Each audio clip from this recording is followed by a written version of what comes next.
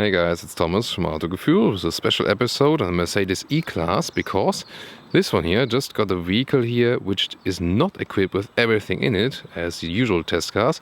This one here is rather a standard version as for the gauges, infotainment system and also for the seats, and so it's very interesting for all customers to see that, because not everyone wants to have an E-Klasse which is super expensive. So here, those are the seats I've always been talking about. Those ones here in the middle with fabric and on the outside with leatherette. And that's a great mix. It's sustainable, doesn't hurt any animals, and it's also very good for the climate function because they don't get so hot in summer and it's not getting any cold in winter. So basically you don't even need seat heating. Well, just if you really want it. But you see, it's great quality. And it looks really fancy and also very sporty. And you can also get in the AMG line, the one with microfiber on the inside and leatherette on the outside. That's also possible.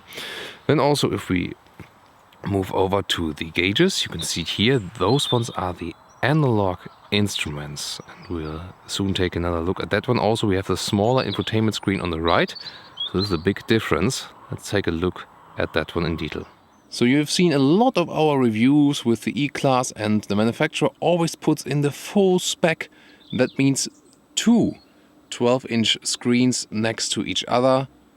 And here you can see in the middle one, this is the smaller screen.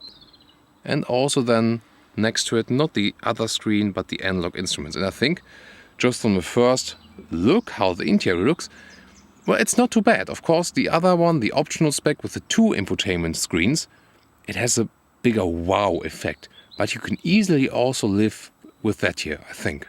Or what do you think? And here we go with the analog gauges. See, those ones are not the digital ones, so normal speedometer on the left, RPM on the right, and just a digital screen in the middle part, as we also know, for example, from a Mercedes C-Class or a GLC, and I mean, it looks good, and some even prefer analog gauges still. And then also a smaller screen here for the middle part, for the main infotainment system. And I mean, the size, I think it doesn't really matter that much here. So it's also okay from the size, from the setup, from the visual aspect. But then, you know, the software itself, this one looks a little bit, let's say, clumsy if you compare it to the top one.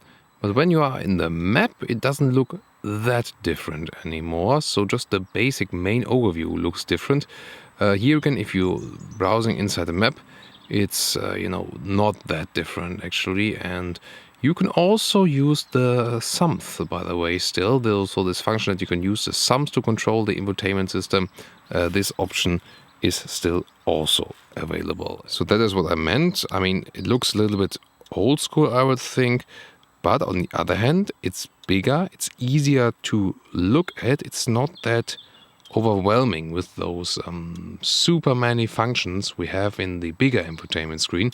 So you could also argue that this one here maybe delivers you a better overview, for example. Other than that, I mean, the basic functions are also there. See, here you also have a compass. The thing is, only the GPS menu looks a little weird. Here you can have the classic Mercedes view. If you go back to the main menu, for example, also for connecting your phone via Bluetooth, for example, and then it looks like, you know, as it has been for years with the Mercedes C-Class, for example, also vehicle options and so on. So I hope you liked our small insight here today. And by the way, we like again those matte wood finish. Even if it's in dark now, it doesn't collect any fingerprints and feels very soft. So what do you think about a more basic E-Klasse?